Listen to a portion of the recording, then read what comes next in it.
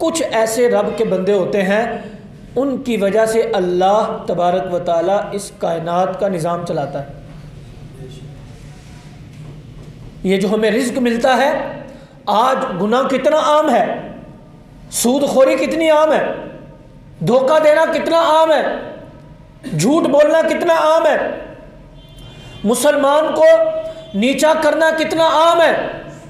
लेकिन इसके बावजूद, इतनी नाफरमानियां होने के बावजूद, यहाँ पर हमारे मुआशरे के अंदर, पाकिस्तान की बात करते हैं, मुसलमान ही अक्सर हैं, मस्जिदें बेआबाद हैं, लोग नमाज पढ़ने नहीं आते, लोग सही ज़कात नहीं देते, हज फ़र्ज होता है हज नहीं करते, माँ बाप की नाफरमानी हो रही है।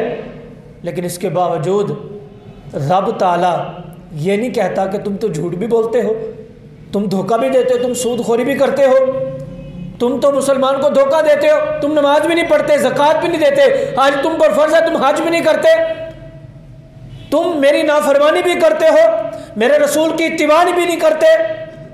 अल्लाह ये नहीं कहता कि मैं तुम्हें रिज़्क नहीं दूंगा। अल्लाह ये नहीं फरमाता कि मैंने रिज़्क के दरवाजे बंद कर दिए।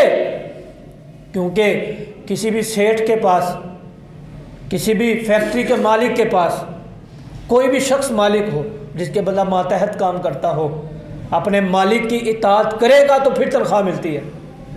सेठ की बात मानेगा, सैलरी तब मिलेगी, इनाम तब मिलेगा जब उसकी हर बात पर अमल किया जाए। लेकिन रब ताला ये नहीं फरमाता कि तुम मैं नाफरमान हो, मैंने रिज़्क के दरवाजे बंद कर दिए। नहीं, अल्लाह रिज़्क के दरवाजे खुले रखे हुए हैं। ये किन की बदौलत है? अल्लाह के वलियों की वजह से है, रब के बंदों की वजह से है। आजकल तो